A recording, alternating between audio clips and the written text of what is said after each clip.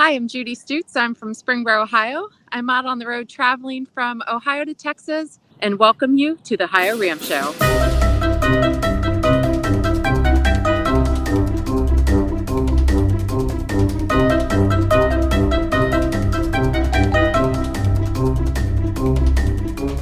Well, thank you, Judy Stutz, for that introduction. Judy did her very first UltraCycling race this last August, and on that race let's save that story for when we have her on the show later this season.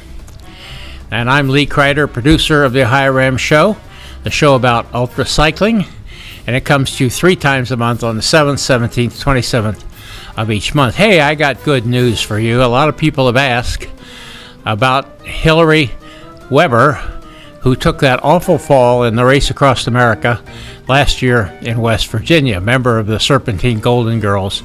And I just heard from Brian Walsh today that she's doing very well.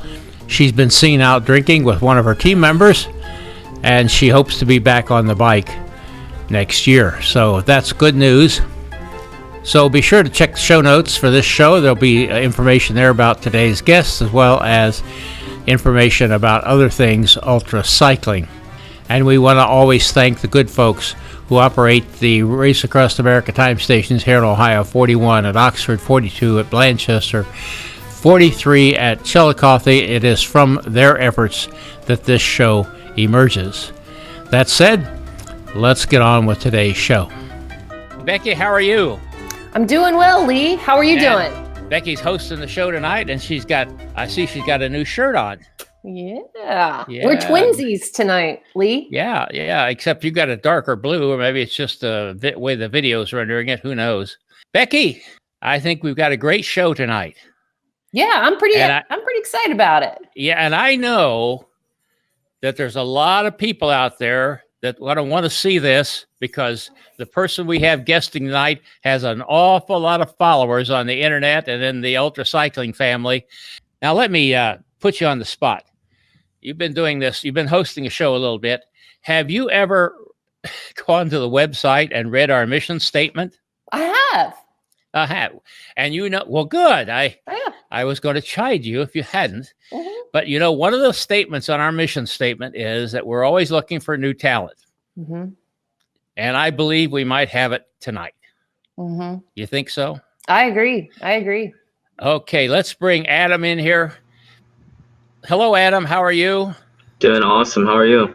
And your mother, Christy's sitting over there to make sure we do this right. So we're glad to just say hello, Christy. Hello. Okay, Becky. All right. Well, Adam, I am very excited. I feel like you're like a movie star amongst UltraCycling folks. So I'm very excited to interview you tonight. So, Adam, why don't you start with, how old are you? Where do you live?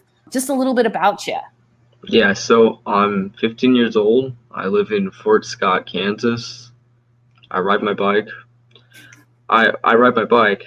Oh, yeah, and also I ride my bike a little bit, too. And I have a job. I work part-time, and that pays for all my cycling. And I might add, I also do ride my bike. Mm-hmm. Do you go to school? Yeah, I do. I'm homeschooled. Okay. I go to a virtual school. I'm a sophomore in high school. So you live in Fort Scott, and that is on the RAM route, correct? Yes. Does it go right by your house? Well, it goes about 100 feet from our house. We started running it out of our house in 2015. So, Adam, tell me about your racing. How'd you get started? What are you doing? Well, last year I wanted to start racing, and I just flat out couldn't afford it. I didn't have a job. I had no way paying it. I knew my parents weren't going to pay for it. I couldn't travel. It's expensive. Anyway, so this year in late February, I wanted to do a race, and I wanted to go out to Borrego Springs to do the World Time Trial Championships. So I go talking to my dad. He's just like, oh, it's this expensive, blah, blah, blah. A few rages later, he goes looking on the internet, and he finds this race called the Texas Ultra Spirit. And he looks at it's like May 11th or whatever. This is like in February. After that was all said and done, got in contact with the race director, and I ended up signing up. So pretty much from February 20th all the way until May 10th, it was all just super hard training for me. I lost a ton of weight training. when I got to the race, I didn't do as well as I thought I was going to do, but I mean, I finished. How well did you do? I mean, I got 7th in the 24-hour category. I did 202 miles in 19 hours, 30 minutes, and 50 seconds. It was, when it started the race, it was going perfect. It was going really well. My average was right around 16, 17 miles an hour. And it was quite a hilly course for me, being a kid from Kansas, because every 7 miles, it was 461 feet of climbing. And to finish, you had to go around that loop 27 times, which equated to almost 10,000 feet of climbing. Oh, so I pretty much just cut my calories in half, and I just rode as hard as I could, as long as I could, in the worst conditions that I could. I did a lot of training on Zwift. While I was training for this, I had a buddy of mine, J. Michael Phillips. He sent me one of his old tax road trainers for me to train on this race, where he gave it to me. And that was able to help me a ton in giving this race and being successful, because the early parts of this year were really rainy and they were really ugly conditions. I know what I'm doing now, just I didn't know then. Did anybody come down to support you? Yeah, it was my family. We all just made a trip of it. First, we were pretty much bringing an entire bike shop with us, plus some. We bought way too much, and the wheel wells on our car were like hitting every time we go over 50 miles an hour. It was just an absolute disaster. I swear that was the longest car trip of my life. But I started, and I went out extremely too fast, and they were out there helping me. I took in like literally no calories, and they were pretty much suffering out there too, because this is Texas in May, and it was like 50 something degrees outside, and it was cold, and it was raining, and it was just ugly, and you couldn't stay awake either. I guess just my mom forcing me to stay awake. And then I had a friend who was racing there too, and he was racing the 24-hour category. His name was Wheels Bush. He does RAM Media 1. And his girlfriend made me some of this coffee in like this thermos container. And they gave it to me, I don't know what time. It was still dark outside though. I did sleep. I slept for about 3 hours during the night, which was not a smart move, but I was cooked after 1 o'clock in the morning. And that has never happened to me when I go on a regular cycling ride. It just cooked me this time though. And I'm not sure. I still think it was just because I traveled the day before and I wasn't taking in enough calories, and I just got super tired. But she made me this coffee, and I was like super tired at the time. But, you know, it was just caffeine, and just having other riders out there kept me awake, and knowing that, you know, I wanted to finish. I did the first 112 miles in like 9 hours. But I did last 88 during the daytime, and I finished with 3.5 hours to spare. I really wanted to earn myself one of these, so that's why I did it. But trophy, plaque, something, I don't know what it is. It says 2019 in my name. What's next for over the next year or so? Well, I have a ride that's going to be here in about 3 or 4 weeks. I'm not sure how long it is. And it's a 100-mile ride, which is not a whole lot. But it's the flattest century in Kansas. I'm going to do that. And then hopefully next year, if everything comes to course, I really want to do this. I'm not sure if it's really going to come out and pan out, but I want to cycle across Kansas really badly. And I want to do it in under 3 days. Would you do that in spring or summer next year? I don't know. I think I was considering fall, about fall time, maybe October. Okay. Because the weather conditions are fair during that time. Okay. I'll work on my sleeping problems because I just got really fatigued really quick. I'll work on my nutrition because nutrition was like the #1 problem during the whole race in Texas. So Adam, what's your lifetime goal? I wanted to go work at Specialized Bicycles in Morgan Hill, California. It might be between that or between Trek and Waterloo, Wisconsin. So do you ever want to do RAM? Maybe. Yeah. I don't know. As a team, likely. Yeah. Solo, probably not. Yeah. I have a lot of guys out there that have taught me a lot, tips and stuff like that have got me to be able to, you know, ride as well as I've been riding. Mm-hmm. They pretty much just everything that they told me is how I was able to build up my plan to do the Texas race. I did not know that caffeine dehydrates you. So what are your plans for this year? Are you crewing? Yeah, so I'm going out to Borrego Springs this year, and I'm going to be crewing at the 612 24-hour World Time Trial Championships for Andy Henning Christensen.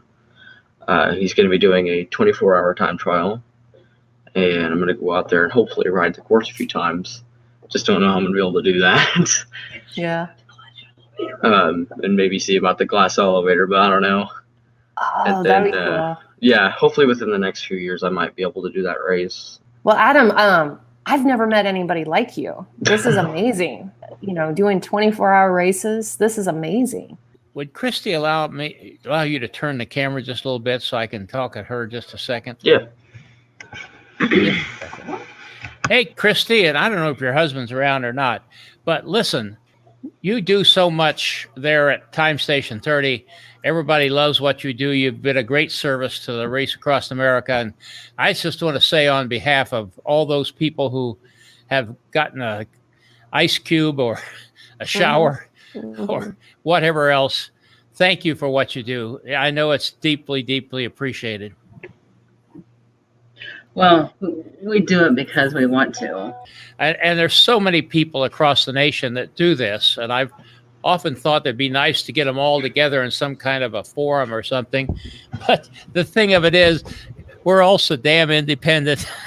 The thing of it is, especially where time stations are concerned, you make do with what you've got. You do the best you can do with what you've got. That's exactly right. And everyone here in Ohio is different. Right. We just happen to have the blessing, actually, of having our house like a stone's throw away from that gas station. Well, but we had I'm sure you've seen the pictures because all the RAM media teams have taken pictures of the Time Station banner. Yeah. So this is Time Station 30, but just tell Adam to stop throwing those stones at the time station, will you? Right. Well, we appreciate Adam, quit throwing the stones at the gas station.